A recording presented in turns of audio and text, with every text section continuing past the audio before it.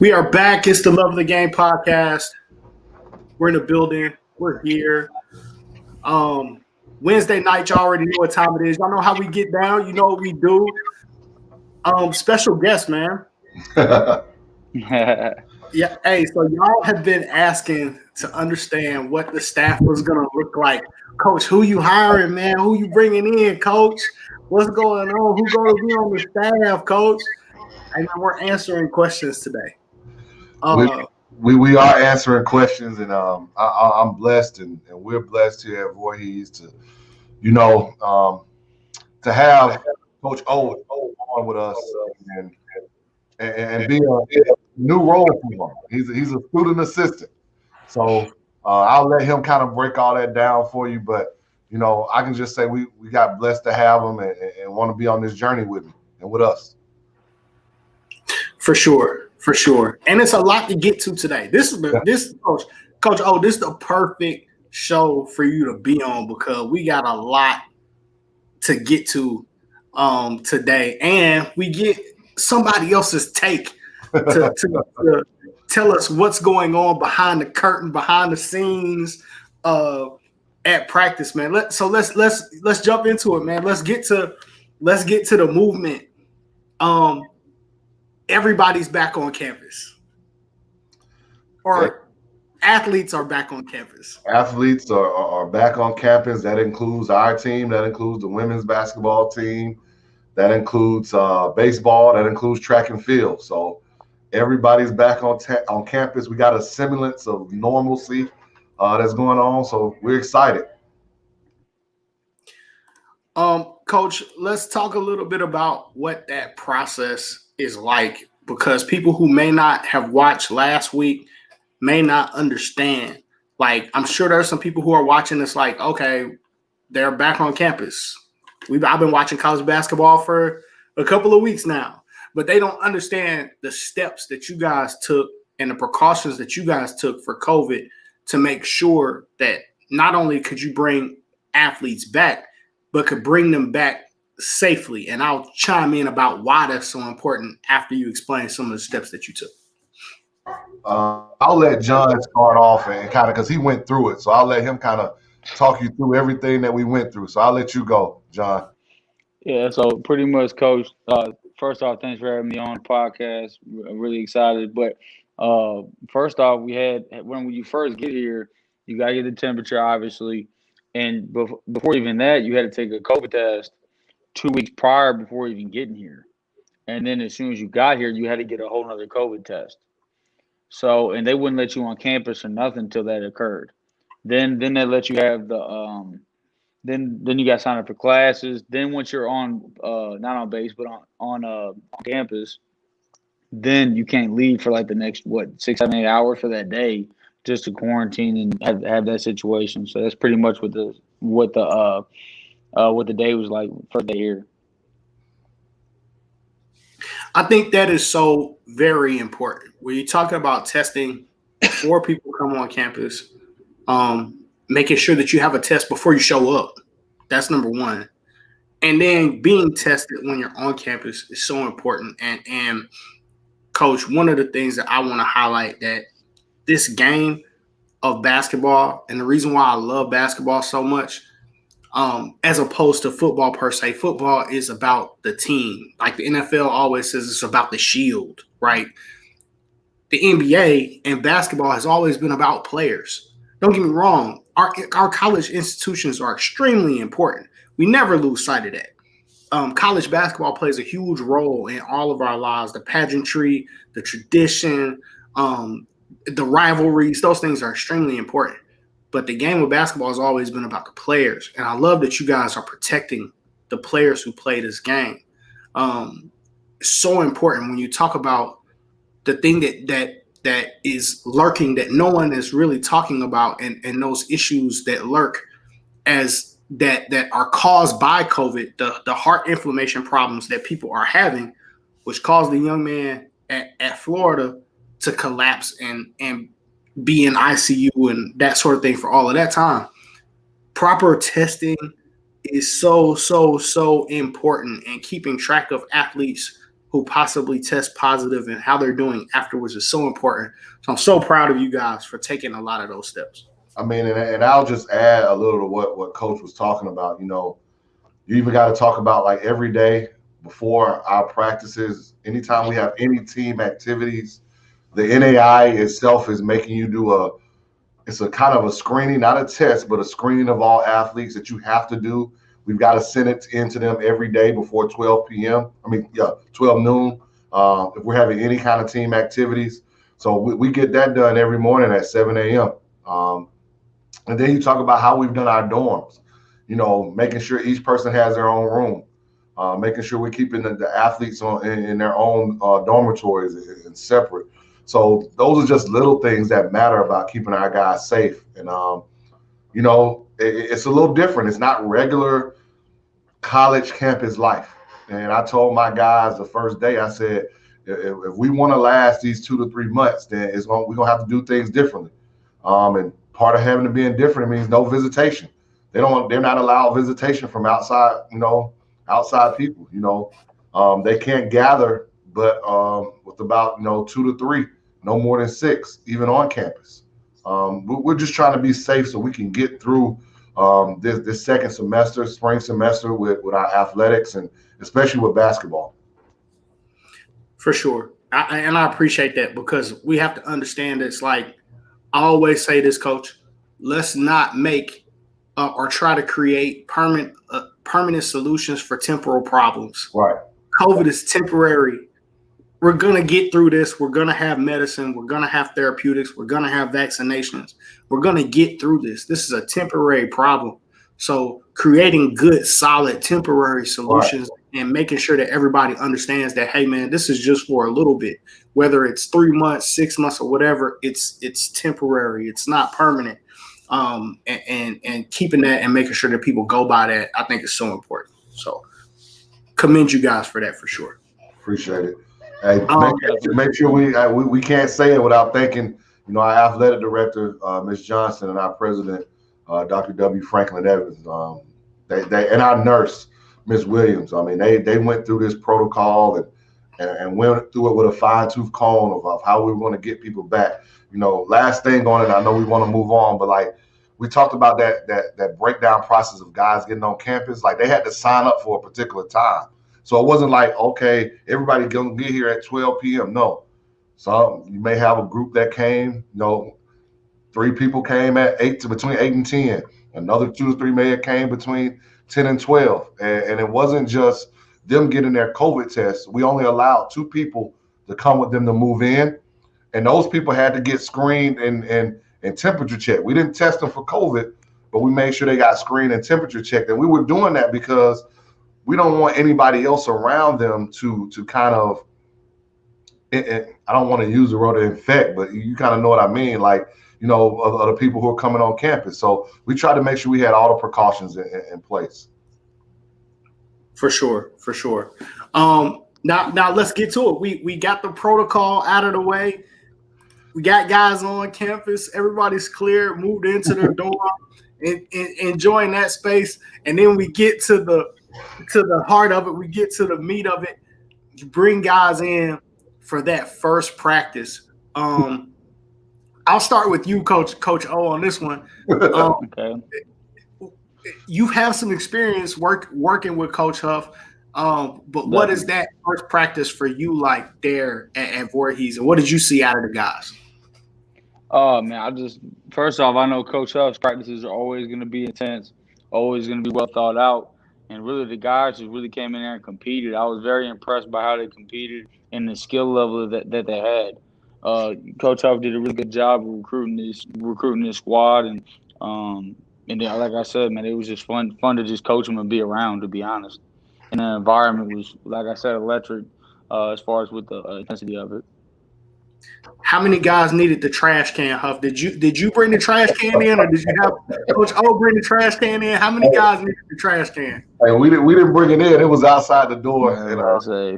We had 2 guys saying, "My name is Earl." Yeah. We had a couple kids. It was like, "Hey, Coach, I need to leave for a second, use the bathroom." Oh, okay. Yeah. And it was funny because we had guys. I asked them after the first one. I said, "Hey, did I just tell you to go sprint this many times down the floor?" They were like, "No." I said, "I can get you in shape, and we're doing all basketball stuff." For sure.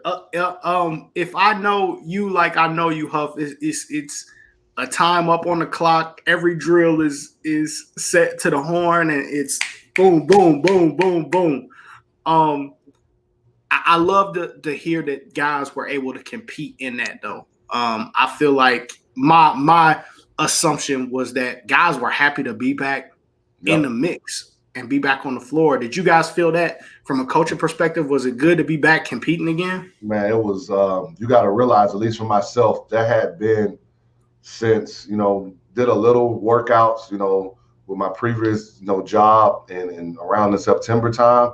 But it had been a minute since I've been on the floor for a real practice. Like we were able to get some workouts in during the summertime, but we didn't have a whole team. But to really get a practice in, and you're starting to put stuff in, and you're watching your team develop, and you're watching roles develop, and you're seeing guys who have come back in and they're better than what you saw on tape, or they've worked on their game than what you saw on tape, or they're better than even the guy that you thought you were recruiting. You're like, man, he's better than I thought he was going to be. Even into the fact of how that team is gelling and how you've got, seniors bringing along freshmen, I think all that was great. And you saw the energy in the guys. They were ready to be back in the gym. Coach O, I don't know how long you've been away from it, but what was that like for you being able to get back out there, have that whistle around your neck, being out there with that practice plan, being able to just get out there and compete?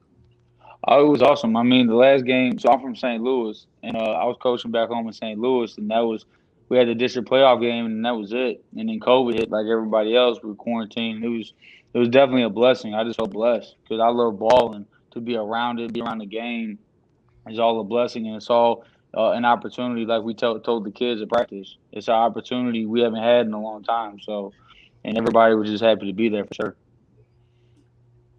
Got you, Coach. We talked about this on Love of the Game a little bit, that about what it was going to be like when you first walked in to your office, and that it may be a little bit emotional. What I imagine is that it was a little emotional, you walking out there on the floor. I'm imagining you getting there before anybody else showed up, making sure that everything is set up and ready to go, that you have everything that you need. And that moment being a little bit emotional, was it at that point that it really set in? Yes, I'm the head coach of Voorhees College at that point. Actually, I think it was before the first practice. I think when you're getting those guys on campus and you're going to make sure, are you settled in your dorm, and you're going to meet families or going to meet them, man, glad to see you. Some of these guys I'm meeting for the first time, as far as face to face. That was the moment for me. Like this is real. This is real, and I'm happy to be here. And we just had great people around to make sure our guys got on campus safely and were ready for our first practice. And it's funny because move-in day took so much. And when we talk about this year being a season of flexibility and adaptability, so you know me, we talked about it. I had 5 days, even more of practice plans ready to go. And I had to be flexible and adapt the first day. And Coach O will tell you, like, we switched the whole first day. And I said, you know what? I can come in with this practice plan, but this is different because we're starting in January. I had to recruit guys to even get here in January. Let's do some individual skill or do a team workout, and let's let them play. And that took me, that was from 8 to 10 on Monday night. And that took us to be ready to go on Tuesday morning. And we did 2-a-days Tuesday, and we did a 3-hour one a day. But the fact of how they came today, we'll get to that later. But today was great. Yeah, because I got questions, Coach. I got questions now. Hey, listen, we let those guys, when you say we did some individual skill work, I would imagine that's let us see what the skill level is for these guys. Let's see who's making shots. Let's see who has been working on their game. and then we let them play. Coach, give me the good stuff. Who was getting busy, Coach? Who was a bucket in that first kind of open run? Well, we had so many good things that happened, but I know the first thing that Coach O and I saw was our returning senior, 6'5", 6'6" Bryce Williams. He definitely had been in the gym and working on his 3 game. He was knocking it down. He was knocking it down that first day in skill work, and so we were great. It was great to see that, and we were able to see a lot of things. And that, Coach O, you may have some other stuff you want to talk about after that first skill session. Oh yeah, no, for sure. I was like, everybody can handle the ball very, very well. Hector was getting busy; couldn't nobody really stay in front of him, especially in the full court set. It was dope in the open run, and then really the big, we got a big Willie, Mr. Consistent. He just comes, brings his lunch pail to practice, and just works. I'm really excited to see what he does. And Bryce Williams, he got up one, coach. I'm not lying. His shoulder was at the rim. He was so high. Like Yeah. I'm really excited about him. So we got a lot of talent. I think we're gonna make a lot of noise this year. I love it, Coach. I love to hear that Hector Rosario is doing well, Coach. I remember going back watching that kid when he was with you at Duluth in June at Summer Explosion, and you asked me, how do you like my team? What do you think? And I said, Coach, we talked about the team overall, and I said, you know what? I like this kid though. Right, you did. The kid that I like back then, and I think he might have been a junior that year. And I was like, no, this is the kid that I like right here. He got something, So it's great. A testament to Hector and every kid that needs to understand, don't give up on your dream.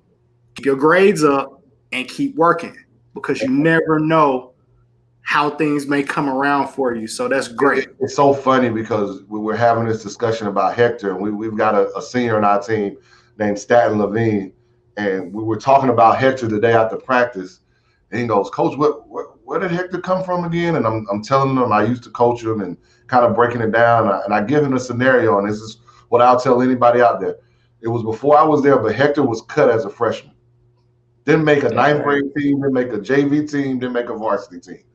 And he worked his tail off from 10th grade, 11th grade to be a starter, being a real impact player as an 11th grader, to being a starter as a senior, to getting a chance to go to Bethany, Kansas, their NAIA program out there.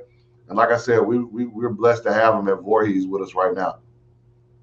It's great to have guys that have that NAIA experience. So you got a good group of returning players. You got some D2 transfers. You got guys that transferred in from good programs. Then you have guys that are familiar with how your system works. That sounds like a really, really good group of guys. It sounds like you're really comfortable with this team so far. So far, so good. I know Coach O would attest to that. I mean, we were talking to you before the show today, and I'll let him share it, but he said some important words when he walked in my office. And you can share them, Coach O, what you said about the team. I mean, I said win, lose, or draw, we got a great group of guys. They're just good people. And you know what I mean? I think all of us have coached kids that were really good, but they were kind of a pain in the tail. You know what I mean? As far as just taking care of them, make sure everything's right away. And I can tell you, I feel like this is going to be a really good group. Hey, that's I believe going to be the Voorhees way. And shout out to the previous head coach too as well, of leaving you some guys, the good character guys, and guys that have good talent. That's always a great situation to walk in. I know a lot of college coaches, when they come into a new job, the first thing you see is a lot of transfers. They got to cut a lot of guys and help guys move on to a lot of different, because they aren't able to stay. So it's great that you're able to keep a lot of those guys and build that relationship with those guys when you first coming in. As you got into out of the open runs and into practice, Coach, was there anything else that you started to see? Are they picking up things offensively or defensively at a pace that you're comfortable with, working hard like you expect? They have competed probably better than I thought, because you just never know. You're bringing a new team in January. You don't know how they're going to mesh and compete. You don't know how they're going to get along. And I'm just going to use today. today we did some things that really made them compete. And it was something that one of our guys, returners, said. He said, whatever happens in here, happens in here. But as soon as we walk out that gym, we're family. But we got to make each other better in here. That was the kind of competition level we had today in practice. I mean, you had losers. They were getting after it in drills. They were making it tough for each other. So that's the biggest thing that I saw that we've been able to do so far. But I will tell you this. We can make shots. We've got guys that can really step out and make some shots, especially two returners and Terrell Wyndham. We call him Rex and Taiwan Bowie. And Bowie's our feisty leader now. He ain't going to let you come out there and, excuse my language, he's not going to let you half-ass it now. He gonna push you and make you better. And if you ain't doing it right, he going to tell you to get out the way or get out the gym. And that's not the Voorhees way. So shout out to Bowie, and he's a gym rat. You know, late last night, coach, I want to get in the gym. He's in the gym. So as soon as after the girls finished their practice, he was out there shooting. And this has to be around 9 o'clock at night. So those kind of guys we got here, man. Gym rats. Gotta love it, man. And y'all pulled out some new gear for the show today, man. Yeah, the Vita Chain shirts. Y'all pulled out the new gear for practice today, coach. Is that what's going on? Hey man, the guys they got the practice jerseys and they were excited about that, especially those returners who didn't have it, and being able to to showcase what we have here at Voorhees in Denmark, South Carolina. I think it's a hidden gem. I don't think people understand what a great institution this is.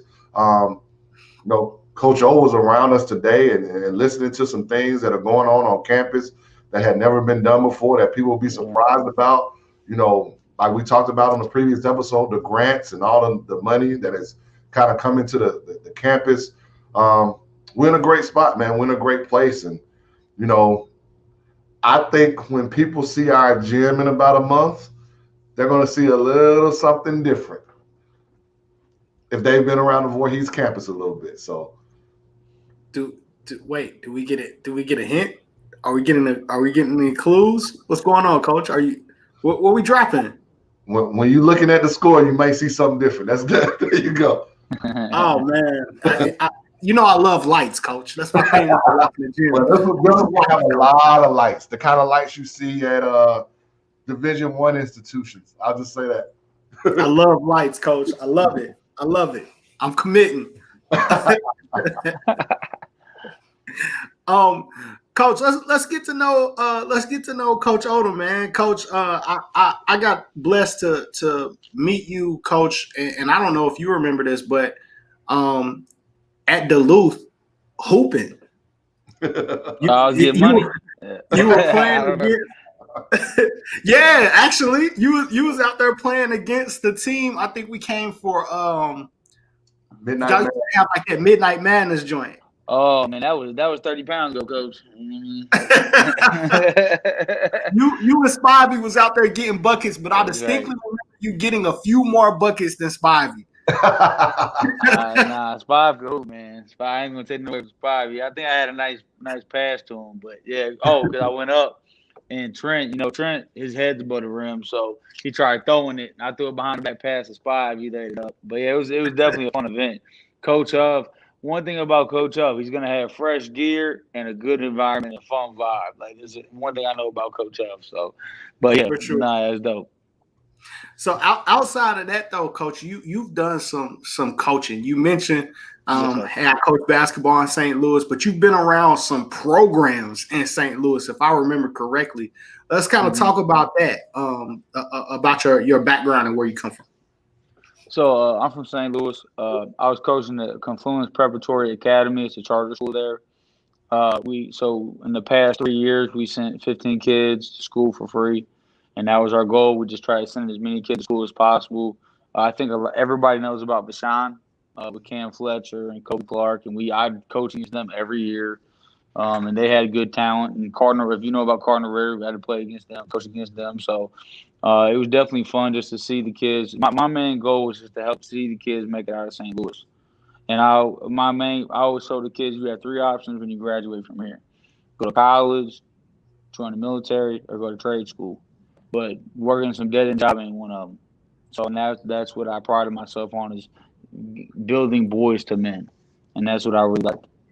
So that's what was my time was. So I spent 3 years there. I joined the military. From there, I spent 3 years as CPA, and now Coach Huff gave me this opportunity, and I'm blessed to have it and move forward. Definitely. Awesome, awesome. And I always love having a coach that understands skill development on staff. I think it's a Mm-hmm. must. High school level, college level, like it's a must have. Um, Talk about your passion for developing players a little bit. So I think skill and development is probably the most important thing. Uh, I don't agree with all the cone work. I just don't, because when I'd rather you basically work on something and then go to the rec or get in the open run and understand where you're going to get it, how you're going to get it. Because a lot of the times we teach kids how to do a move like between the legs cross or Tim Hardaway or something like that, and they think that you just do that in the game and it's going to work. You got to get a feel and an understanding of the game, and really, uh, I don't know about you, but coming up playing basketball, if you took two or three bad shots, the old head was saying, "I'm not picking you up no more." So, and that's how it should be in real life. Oh, you're gonna take two or three bad shots. That's fine, but we're not. I'm icing you now. So, I mean, that goes back to skill development. You have to know your strengths and weaknesses to understand. Okay, I'm a shooter. I'm gonna shoot this, or I'm a shot creator. I'm gonna give somebody the ball. So that's how important. Player development. I think is very important. For sure, Coach. Huff, let's talk to you a little bit about that understanding of you making this decision. Not only somebody that you're familiar with, that you've been around a little bit before, but understanding how important having somebody that not only could coach X's and O's and do well with that, have good relationships with players, but also be able to help develop as well. I think it's really big. I mean, part of what we want to do here is develop our guys. Part of our recruiting pitch is to find it, recruit it, sign it, and then develop it. See, a lot of people forget about that develop it part. They find it, they recruit it, and they sign it, and then it stops there. But for us here at Voorhees, it's going to be find it, recruit it, sign it, and develop it. Like, no matter where the player is in their development, they're not going to be a finished product. So it's our job here at Voorhees to make them a finished product, not just on the floor, but as a man. And we're going to really do that. And Coach O is a big part of that. Just even so far, I've seen guys take little small steps just in 3 days. And I think it's been really big for us. And he's a big part of that, whether it's learning how to read ball screens. Freshmen, a lot of times, if they haven't been involved with somebody like that, they don't know how to read a ball screen. They don't know how many retreat dribbles you're supposed to take. We talk about little things like that. He talks about, how you got to hit a move and you got to really get to it. So they're really buying in and seeing that player development part that we're going to have here at Voorhees. And like I said, Coach O was a big part of that. He's why I wanted him aboard. And I'm not going to lie. When you become a head coach, you get hit from many different angles from people who say, Coach, I want to coach with you. I want to do this. I want to do this. And I'm going to tell his story a little bit. He's so involved with kids and helping kids do the right thing. So when Jordan Blue came down to visit campus with his mom, I didn't know Coach O, to be honest. We've talked, but I didn't know he was working Jordan Blue out during the pandemic. And so Jordan Blue texts me and says, Coach, is it all right if Coach O comes with me on my visit? And I go, same Coach O I know? Yeah, that's fine. Coach O gets down here and he falls in love. I'm not lying. He's walking around and he said, I love it, Coach. Like, what do I sign up? I said, man, whatever, man. What are you talking about? He said, Coach, I've been in the military. The military will pay for my education. I want to finish and get my degree. And I want to help you. Some things we may make all the plans we have for ourselves, and who you gonna hire, who you gonna do this, and some things God puts on our plate and lets us happen. And I think this was one of them. It just so happened we had worked together before, we knew each other, everything had to line up, make sure he got accepted in the school, do all that kind of stuff. But it's a blessing, man. It's really a blessing to have him on board with us. That's amazing. That's amazing. Right time, right place, right. We always talk about how important good relationships are, and look at not only how the team came together, but how the coaching staff is coming together, and it's still built off of great relationships, great time, and being good to people. So I think that's huge, Coach. We got a couple things that we wanna discuss. We made some schedule changes, Coach, didn't we? We did. The first one probably helped us a little bit.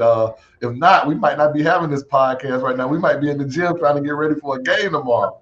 But luckily, I know myself and Coach Glover, along with the coaches at South Carolina Faith A&M, everybody kind of wanted to push that scrimmage game back. So that game got pushed back to next week, next Tuesday on January 12th. Everything else kind of stays the same, except we lost a home game versus Edward Waters because of their bubble that they're doing in their conference. But we picked up another game with our rival at home versus Allen. Allen is joining the SIAC. So their bubble their season kind of starts a little later, but they can play conference games right now. I mean, non-conference games right now. So we get a round 3 with them on February 1st. So those are the two major changes in our schedule right now. But we're excited, man. And like we talked about, we've got some juggernauts on this schedule. When you talk about Dalton State and Coach Moore at Middle Georgia State and Edward Waters and Talladega and Allen and Carolina, Florida National, who took South Florida to the limit back in November, and Carver Bible, who's been playing a bunch of D1s. So we've got our work ahead of us. For sure. Great schedule. Gives me more time to make my way to Denmark. So I love it. Coach, honestly, though, I think having that additional practice time to kind of get things in with your guys, like I had a hard time just imagining, like, man, how much can Coach run if you have to scrimmage 3 days after you get your players on campus? It was going to be very vanilla, I can tell you that. But now we've got a little time. Guys are picking up on things. Like, for instance, today we showed them something yesterday in our second practice of our 2-a-days, and it was the first thing we hit today. And when I tell you it was crisp, and if they would teach it, if a guy messed it up a little bit, there were other guys, not me and Coach O, who were able to teach them, no, we're doing this. This is where we're going. And I think being able to do that right now in the midst of – we wouldn't have been able to do that if we were getting ready to play a game tomorrow. To be honest, it may have been a couple of sets. We're going to run these two things all game long. We're going to play half-court man-to-man, and we're going to go. For sure. What as you guys get in here and you start to prepare, the full game plan of I'm gonna spoon feed them and give them this much now. Like how big of chunks are you able to give them? Offense, half court offense, full court offense, out of bounds, like baseline out of bounds, sideline out of bounds. Like, I'm going through the amount of things that you have to teach to prepare for a single basketball game. I don't think people understand that. The amount of things that you have to prepare for, situations, like how do you kind of approach breaking that up to prepare and make sure that, hey, by season's end or by the time we get into the toughest part of our schedule, we're the best of our version of ourselves? I think you have to have this calendar in your mind of where you want to be by certain dates and what you want to have in. But there are certain things that you say, all right, this is a mainstay. Could be a secondary break. It could be your motion. Different, whatever kind of coach you are, there are certain things that you want to have in how you want to guard ball screens. those kind of things you want to make sure that you have. But as you go along, you want to add more things to it. So when you get to those certain points in the season, you can put that check mark by, okay, we've gotten this done. And for us, it's been like a part to whole. We've broken our defense all the way down, whether it's one-on-one, how we really want to guard, to 2-on-2, to 3-on-3, so they can see the whole process of really what we're trying to do within our defense, especially half court. Offensively, they see how we're trying to utilize our strengths. We spend a lot of time knowing what our guys could do. I watched a lot of film of our previous team, or guys coming back, the guys that I knew we were recruiting them. So how can we put in things that we're going to maximize our strengths? So those are the kind of things that we're making sure that we're putting in piece by piece. So when we get to next Tuesday, now I'm not going to tell you, oh, we're going to be running smoothly, everything that we got in our playbook and every defense. No, we're not going to have everything, and nor should we for a first game in the scrimmage game. But if you see us January 12th and then see us February 12th, you're going to see a different team, a team that's gotten better, a team that's gotten to know each other. Because the biggest thing right now is communication and knowledge, and the combination of those two with our teammates. How well can they communicate with each other, and what's their knowledge level of knowing what and what not their teammate can do, offensively and defensively. I know I may have to shade a little more in my help situation if he's not a great on-ball defender, or I know he's a dog defensively, because we got some. So if he's a dog defensively, then I can shade a little bit more and know I got more ways to make sure I can be in that passing lane to take that pass away. Hey, we're calling it. We're trying to go to the tournament, man. I want my first time going to the NAIA tournament. It's something I've talked about for the last 2 seasons. Like, I was seriously thinking about going this year before COVID hit to the NAIA tournament. I would love for my first time going to that event, being there to watch you guys play. I think that would be great. Coach, would you consider, even if you guys don't make it, attending the tournament or maybe taking some players there so they understand, like, this is where we're trying to get. This is what we're trying to do? It probably couldn't take them, but definitely having them watch and maybe myself trying to go if, things change and how would they let other people in. But I definitely think you've got to have a vision. You've got to have a vision. They've got to see where they're trying to go and what we're trying to get to. I think our returning guys who've been here, won 19 games last year, just came up short in the conference tournament in the quarterfinals. But the previous year, they won that thing, 24-6. So they understand what it takes to get there. So they see that vision. Like I said, I'm blessed that Coach Mitchell set that vision up and was able to succeed in setting the standard of where we want to be here at Voorhees. So it's our job to make sure now we take heed of that, we grab it by the horns, and we don't let opportunities pass us by. I can't wait, Coach. I'm calling. I don't want to put too much pressure on. I understand it's year one.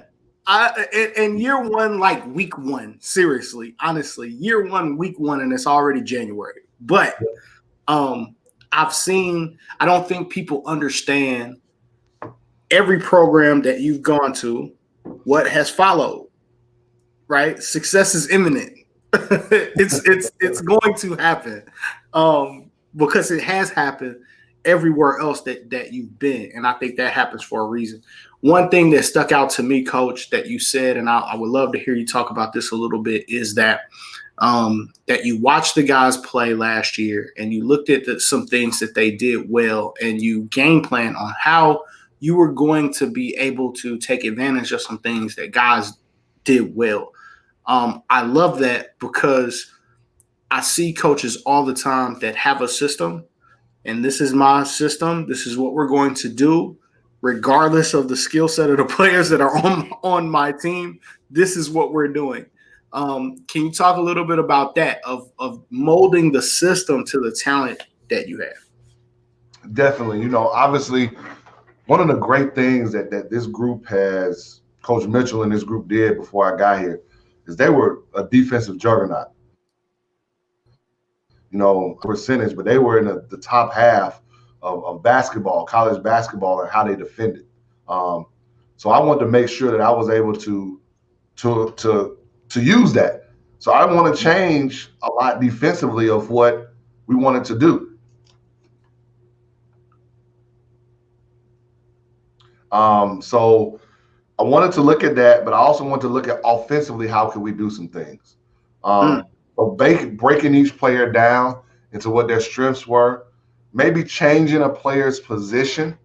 Like maybe if we've got a guy that played the 3, but for how we're going to play, let's get them to play the 4 because it's going to maximize and we're going to utilize their unique skill set that can create an advantage for us. So those are kind of examples of things. And there's some things that you already have in your playbook that can suit that. But that meant you spent a lot of time, we had a lot of time during this pandemic to listen to some people and hear some things that are really big. You say, I want to jot that down. And once you get the kind of team that you have, it's something that you can utilize.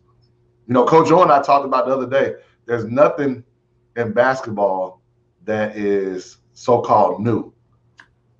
We may take it from somewhere and adjust it and tweak it to make it our own, but realize somewhere down the road, somebody has probably done it that way before. So can you take that and make it work for your team? For sure.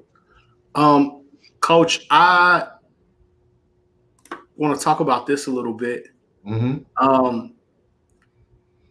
There could be more news coming. We hope so. We hope so. But this is our thing. We talked about it before. We want guys that we're on to commit to the V, which is Voorhees, the Hees as they call it, because we want to leverage your uniqueness. We're a little bit different in what we're looking for in guys. So it may be we like athleticism, we like length, we like shooters, we like guys with a skill set. So we want to leverage their uniqueness and what they can do for us. So there may be guys that some people are saying, man, that's a great get for them or a great person that they've offered. But it also could be a guy that doesn't have an offer, that we see something that he can really help us with. That's what we mean by leverage your uniqueness. We're in a different space when we talk about recruiting right now. And more of the players and parents and coaches, no matter high school, AAU, whoever, understand that, then they're going to realize what it means by to leverage your uniqueness. 100%, Coach. I believe there could be news on the horizon. I don't have any secret information. I haven't necessarily talked to anybody, but I got a message today that kind of hinted at there could be more news. So we'll take it. We love our 2021 class so far. So we'd love to add to it. For sure. Coach, I do want to talk about one more thing as we get ready to wrap up. Let's talk about this a little bit, and we'll get from both of you guys what this means to you. It's really big for us, and we talked about it yesterday in practice. And basically what it means is that if I get better, myself personally, if I get better, then I can help you get better. And if you get better, then we can get better. And that's what we truly believe, IUWE. How can I make the brother next to me better? Because if we can make him better, if I can be better, then we can be better. And I think that's part of what this program is all about. And I'll let Coach O kind of add on to that. Yeah, definitely. I mean, as far as even when I was in high school, we had the same week before me, and we talk about even when I was in the service. Do your job, take care of your battle buddy from the left to your right. You take care of your teammate from the left to the right. So if you do your job, we can make everybody become successful. It's as simple as we have practice or check-in at 7 a.m, and you have a teammate that doesn't want to wake up. You got to bang on doors because at the end of the day, it's about helping everybody and for the common goal. And like you said, we got to. Now you made this prediction for us to win the chip, so we got to honor that now. Huff knows everywhere he goes, I put a lot of pressure on. The previous introduction was former state champion, future state champion. So everywhere you go, I put a lot of pressure on him. We've been close, though. We've been close a couple of times. We've been close. And if we go back to that image, and I know we use that image too, and I know some people haven't seen it, but those are two former guys that I coached. And if people understand that, and I'll take Kobe for instance. Kobe in 4 years of high school lost a state championship as a freshman, won it as a sophomore and junior, and lost it as a senior. Like, there are not a lot of guys that can say that in their career. But when you add Kobe Simmons and Kaiser Gates and Malik Beasley and Josh Coleman and James Banks and Chris Steele and other guys, Jordan Jones and Keyshawn Gibbs, people that were on that team, those teams, McKinley Brown, those guys could have went anywhere and played and been, some of those guys, 30-point scorers. Mm-hmm. But they bought into IUE and said, I may not average 30, I may only average 20, but we're going to win because they're going to make me better, and I'm going to make them better, and we're going to be better. And so they left a legacy. And so that's what it's about here at Voorhees, is leaving a legacy here in Denmark, South Carolina. I can't wait to see it, Coach. I know, and I don't want to offend any of the returning players, because there are certain players that I knew who played for you previously that I really want to see.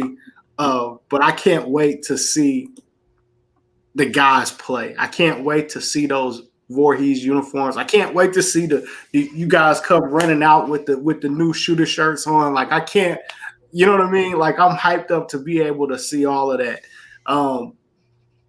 And so excited for these kids that have the ability to play, the game that they love during a time that isn't easy and isn't promised, right? Games are getting canceled every day because of different situations. Things are happening. So I'm proud of every school that is tackling this bubble environment and paying attention and making sure that if playing is so important, let's take care of these steps and make sure that we do what we need to do to be able to play. So I'm so excited for these guys. I can't wait. Rosario, man, I can't wait to come and see you, big dog. I was your biggest fan, and you had no idea the whole time. But was pulling for that kid, man. So I can't wait to come and see him play. Can't wait to see those guys. Coach, we were on previous shows, we would be doing predictions and all that stuff. I know I don't want you to give anybody any type of bulletin board material. We won't do any type of predictions. But I'll hope that the guys understand and buy in. It sounds like they really are, to the pace and to the culture and the things that you guys are trying to teach. It sounds like they are really doing that. And if they do, then wow, what could be accomplished this year. And then, man, you build on top of that for next year. Watch out. I mean, just in 3 days, the steps we've taken, like Coach O will tell you, we've got we talked about him on this show before, Joel from Chicago. And today, we saw what Joel was about today. He put Malik in the rim about 3 straight times today in a drill. And we were like, all right, there we go. Just seeing that, or you see Mikael Murray take that step as a freshman from going, well, I don't know what's going on, this is all new to me, to stepping up and making plays, knocking down shots, even when guys are getting on him about being in the right spot. Or even Ezekiel Williamson Bay from Florida, another freshman that we have. I mean, knocking down some critical shots today, Coach O, in practice. To seeing guys like Rex and Bowie knock down shots. And he talked about Big Willie Ferguson. Lunch pail, hard hat, go get it. I'm going to rebound. I know exactly what I need to do. I'm going to hit you with the screen, but I also can go dunk on you now. So, and seeing the real uniqueness of a guy named Stat Levine and the things that he can do, and Jarvis Martin, and we can keep going down the list of guys that we got on our team, guys who can play multiple roles.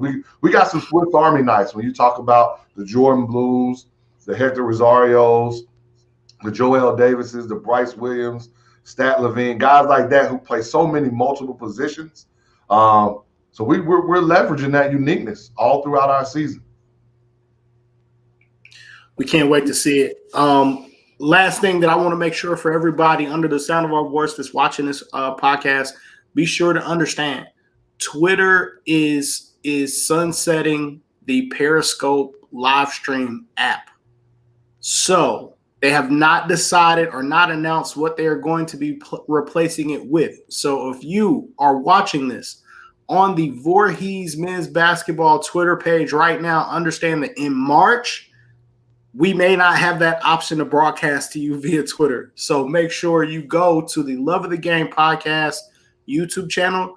Go to YouTube, search Love of the Game podcast, subscribe to the Love of the Game podcast, turn on the notifications, like the Voorhees Tiger Vision show. And that way, every single time this show goes live, you'll get a notification to your phone and you'll be able to tune in and watch Voorhees Tiger Vision live. Just remember, we'll make several announcements. Twitter will be sunsetting Periscope, which is the software that's used to broadcast live on Twitter. So don't wait until March. Don't miss the episode.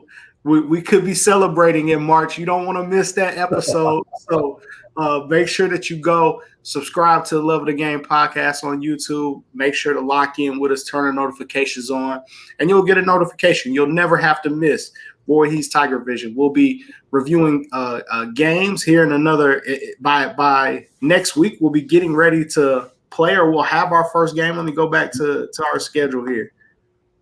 The 12th. Yeah, we'll be reviewing what happened in the scrimmage on the next episode of the show. So you definitely don't want to miss it. Make sure you locked in. Make sure you're subscribed, and keep your eyes out for that in March. If they replace it with something, I'll make sure to let everybody know what Twitter's going to be replacing it with, and if we're still going to be able to broadcast live. Feel free to send tweets to Twitter and let them know, hey, don't sunset this. We use this all the time. But guys, I appreciate everybody being on. Appreciate everybody watching. Great episode, guys. Appreciate you guys giving us time. And this is Voorhees Tiger Vision, and we're out.